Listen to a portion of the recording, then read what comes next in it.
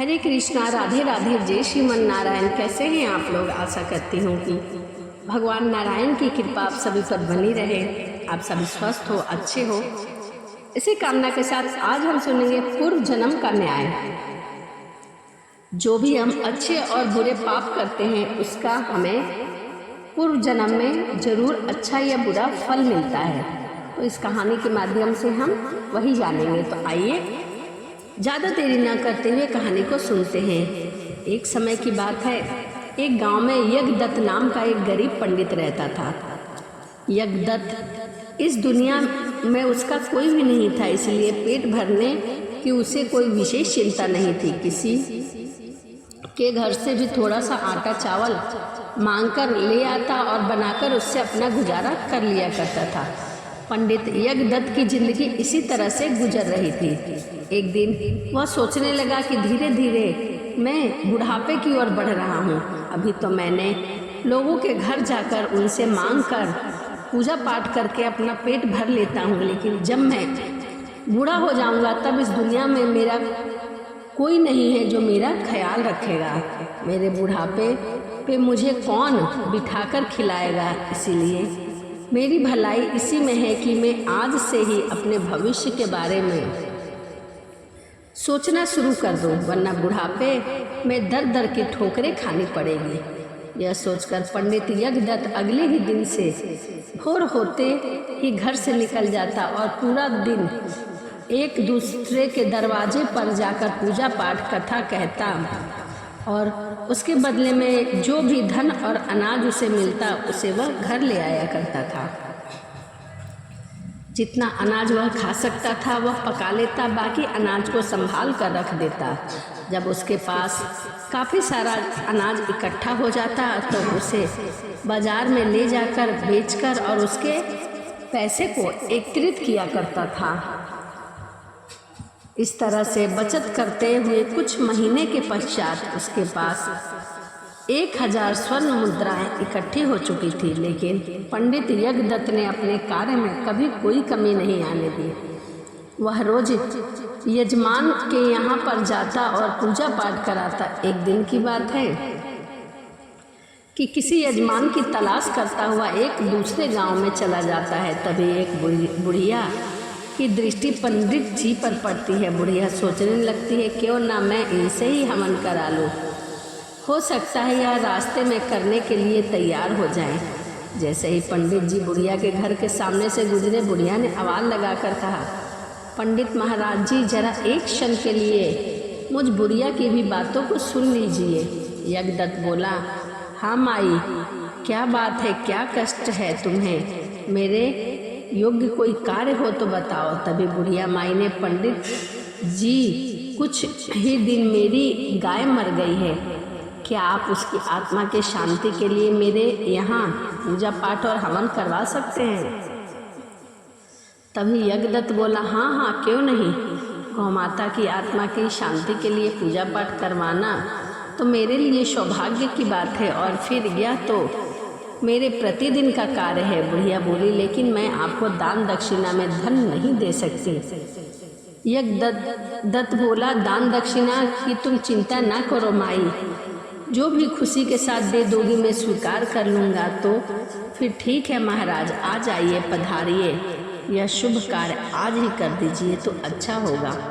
मैं अभी पूजा पाठ का हवन लेकर आती हूँ, हवन का प्रबंध कराती हूँ। यह कहकर बुढ़िया ने शीघ्र ही सारा प्रबंध करवा दिया।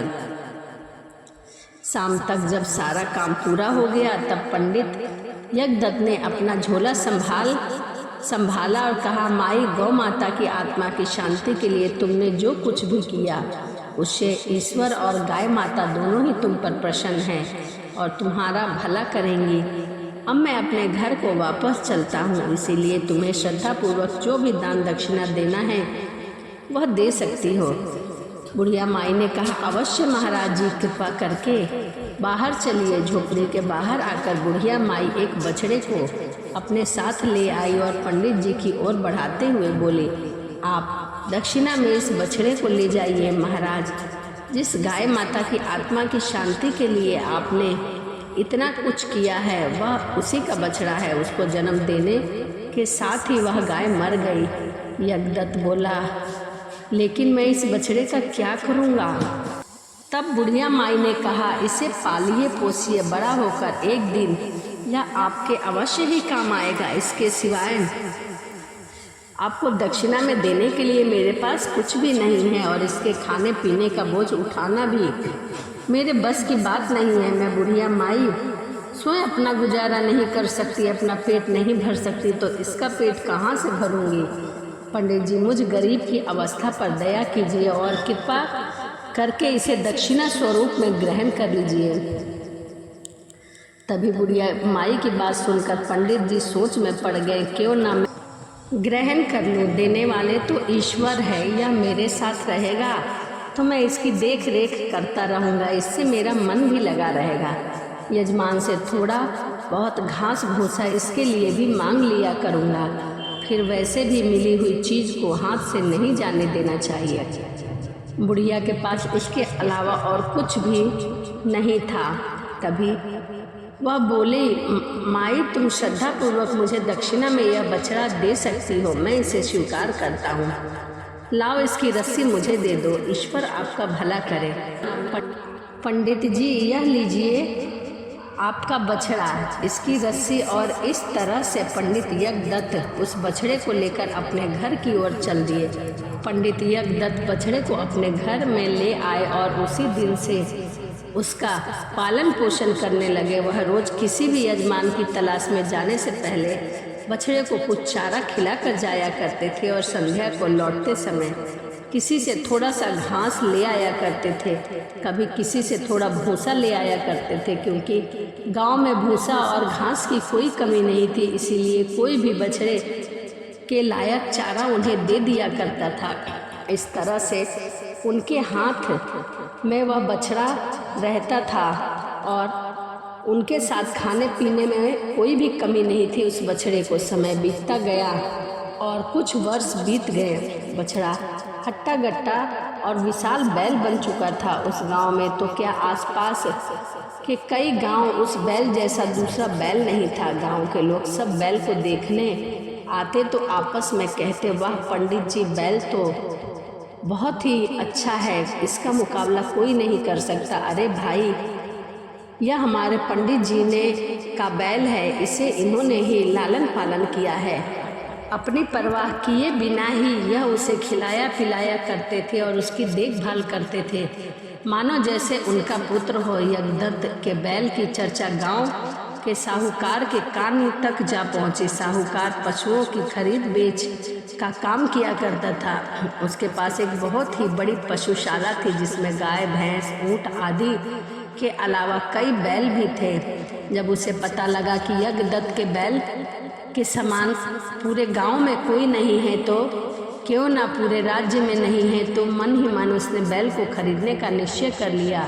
वह यज्ञदत्त के पास पहुंचा और बैल को खरीदने की बात कही, परंतु यज्ञदत्त ने यह कहकर मना कर दिया कि वह बैल नहीं, उसका पुत्र समान है, बैल बिकाऊ नहीं है। व्यापारी सेठ ने बैल की ऊंची कीमत देने की बात कही, परंतु यज्ञदत्त ने मना कर दिया। उस पर इनका कोई असर नहीं पड़ा। व्यापारी सेठ मन ही मन इस बात पर बहुत क्रोधित हुआ। वह यज्ञदत्त से ईर्ष्या करने लगा। सेठ तो वहाँ से चला गया, परंतु उसने ठान लिया था कि यज्ञदत्त के उस बैल को नहीं बेचता है तो यज्ञदत्त के पास उस बैल को रहने भी नहीं दूंगा। वह यज्ञदत्त के बैल को अलग करने की योजना बनाने लगा। इस तरह से वह व्यापारी एक दिन राज्य के राजा के दरबार में गया और राजा से कहा, महाराज, आपकी गौशाला और पशुशाला में एक से बढ़कर एक गाय बैल होंगे, परंतु मेरे गांव में एक ब्राह्मण यज्ञदत्त के पास जो बैल है उसका तो क्या कहना। इस तरह से उसने राजा को उस बैल को खरीदने के लिए प्रेरित किया। वह व्यापारी था, व्यापार जानता था कि ब्राह्मण यज्ञदत्त राजा को मना नहीं कर सकेगा। अतः सेठ की बातों से प्रभावित होकर राजा ने यज्ञदत्त को दरबार में बुलाया और उसका बैल खरीदने की बात कही, परंतु यज्ञदत्त ने किसी भी कीमत पर बैल बेचने से मना कर दिया। फिर क्या था?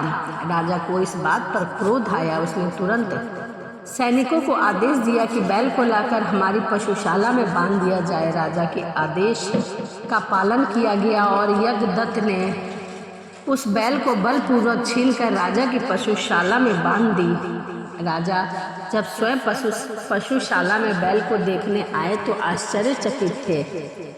उन्होंने सचमुच देखा कि उस बैल के बराबर कोई नहीं है, वह इतना सुंदर था। उसने अपने सेवकों को आदेश दिया कि बैल का पूरा ख्याल रखा जाए, उसके खाने पीने का खास तौर पर ध्यान रखा जाए। परंतु यह क्या, राजा की पशुशाला में आते ही बैल ने खाना छोड़ दिया। उसे अपने पुराने मालिक की बहुत याद आती थी। उधर यज्ञदत्त भी अपने बैल को याद करके दुखी था। सेवकों ने बहुत ही प्रयास किया परंतु बैल ने खाना पीना बंद कर दिया। ऐसा हालत देखकर उन्होंने राजा को इस बात की सूचना दी। जब राजा को इस बात का पता चला तो वह स्वयं भी हैरान था कि एक बैल भी ऐसा होता है क्या जो अपने स्वामी के बिना खाना न खाए, अपने मालिक से अलग होकर दाना पानी छोड़ दे। आखिरकार राजा को इस बात का एहसास हो गया कि बैल को वापस ब्राह्मण यज्ञदत्त को सौंप देना चाहिए। उसने अगले ही दिन यज्ञदत्त को बैल सौंप दिया अपने महल में बुलाकर और बोला, हे ब्राह्मण, तुम्हारा बैल तो तुमसे अधिक प्रेम करता है, तुमने दाना पानी तक छोड़ दिया। मैं तुम दोनों के प्रेम में बाधा नहीं बनना चाहता, इसीलिए तुम अपना बैल वापस ले जाओ। राजा की बात सुनकर यज्ञदत्त फूला ना समाया और राजा का धन्यवाद देने लगा। यज्ञदत्त अपने बैल को वापस पाकर बहुत खुश था और बैल को लेकर वह अपने गांव की तरफ चला गया। बैल भी अपने मालिक के पास आकर बहुत प्रसन्न था। उसने फिर से दाना पानी खाना शुरू कर दिया। अब तो यज्ञदत्त और उसके बैलों की चर्चा गांव में बहुत ज़्यादा होने लगी। लोग उनका प्रेम देखकर कहते, भाई लगता है कि दोनों पिछले जन्म के कुछ थे, इसीलिए इन दोनों में इतना प्रेम है। व्यापारी सेठ को जब पता चला कि उसकी योजना फेल हो गई है तब यज्ञदत्त को उसका बैल वापस मिल गया। मन ही मन वह कुड़रने लगा। एक दिन सुबह जब यज्ञदत्त अपने बैल का चारा डाल रहा था तभी अचानक यज्ञदत्त को सुनाई दिया, मालिक, आप मेरा इतना ख्याल क्यों रखते हैं? इसीलिए मैं आपके कष्ट दूर करना चाहता हूँ। यह सुनकर यज्ञदत्त कुछ ठिठक सा गया। यह तो बैल ही था जो मनुष्य की बोली बोल रहा था। बैल ने दोबारा कहा, हैरान मत होइए मालिक, मैं साधारण बैल नहीं हूँ, इसीलिए मनुष्य की बोली बोल सकता हूँ, लेकिन मेरी आवाज़ केवल आपको ही सुनाई देगी। यज्ञदत्त ने पूछा, अच्छा तो तुम कौन हो?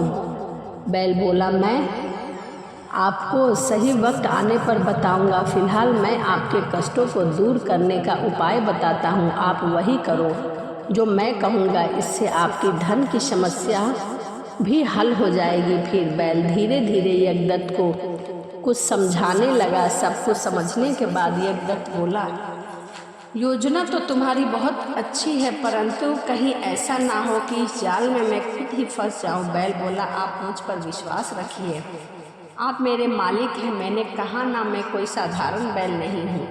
यज्ञदत्त बोला, ठीक है, मैं तुम्हारे कहे अनुसार ही काम करूँगा। अगले दिन यज्ञदत्त उस व्यापारी पहुँचा और कहने लगा, सेठ जी, मेरा मन है कि मैं आपसे एक बैल खरीद लूँ, फिर मेरे पास एक जोड़ी बैल हो जाएंगे, मैं कुछ खेती का काम भी कर सकूँगा। व्यापारी बोला, हाँ ज़रूर भाई, मेरे पास एक से बढ़कर एक बलशाली बैल है। यज्ञदत्त बोला, वह तो ठीक है सेठ जी, परंतु मेरे बैल के मुकाबले का बैल आपके पास नहीं है।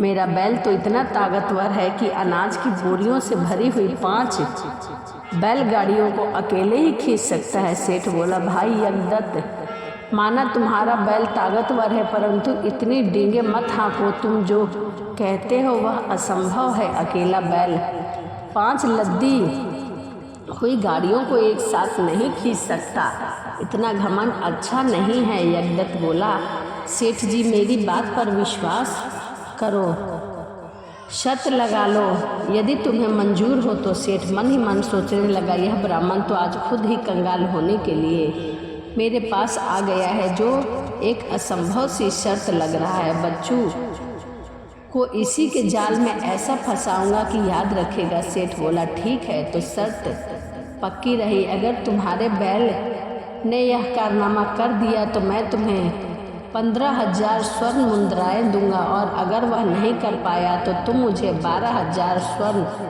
मुद्राएं साथ में अपना बैल भी दोगे। बोलो, मंजूर है? यज्ञदत्त बोला कि ठीक है। शर्त पक्की हुई। 2 दिन बाद पूरे गांव के सामने बैल का कारनामा दिखाया गया। अगले 2 दिनों में पूरे गांव में यह बात फैल चुकी थी। ठीक 2 दिन के बाद एक खुले मैदान में अनाज से भरी हुई बोरियां लाई गई। सभी बैल गाड़ियों को एक के पीछे जोड़ दिया गया। यज्ञदत्त ने बैल को उसके आगे जोड़ दिया। लोगों की भीड़ यह कारनामा देखने के लिए उत्सुक थी। सभी की आंखें बैल पर अड़ी हुई थी। बैल ने जोर लगाना शुरू किया, परंतु गाड़ियां अपनी जगह से टस से मस नहीं हुई। यह देखकर सेठ मन ही मन बहुत ही खुश हुआ। अभी कुछ ही क्षण बीते हैं कि बैल ने एक बार फिर से पूरी ताकत लगाई। इस बार तो ऐसा चमत्कार ही हो गया। बैल ने 5 गाड़ियों को खींचा और एक कोस दूर तक ले गया। यह देखकर लोगों ने दांतों तले उंगलियां दबा ली। सभी बैल की ताकत की वाहवाही करने लगे। सभी के सामने सेठ ने बड़े ही दुखी मन से 5,000 स्वर्ण मुद्राएं यज्ञदत्त को दे दी। स्वर्ण मुद्रा की थैली लेकर यज्ञदत्त अपने घर आ गया, परंतु मन ही मन सेठ को बड़ा ही क्रोध आ रहा था। उसी रात को सेठ अपने कुछ लठैतों को लेकर यज्ञदत्त के आंगन में जा धमका, और वह लोगों ने बैल को डंडे ही डंडे पीटने लगा। शोर शराबा सुनकर यज्ञदत्त जब बाहर आया तो देखता है कि सब लोग लठैत सेठ जमीन पर जख्मी पड़े हैं। यज्ञदत्त समझ गया कि उसके बैल ने इस सब को अच्छा सबक सिखाया और अपने सींगों से मार कर उनका कचुम्बर निकाल दिया। वह लोग गिरते पड़ते वहाँ से खड़े होकर भाग गए। यज्ञदत्त ने प्यार से अपने बैल पर सिर फेरा और बोला, बेटा, आज तुम मुझे सच सच बताओ कि तुम कौन हो। बैल ने कहा, मालिक, मैं बताता हूँ मैं कौन हूँ। पिछले जन्म में मैं एक पंडित था और भगवान शिव का परम भक्त था, परंतु जब मुझसे एक ऐसा अपराध हुआ जिसकी वजह से मुझे इस जन्म में बैल का शरीर मिला।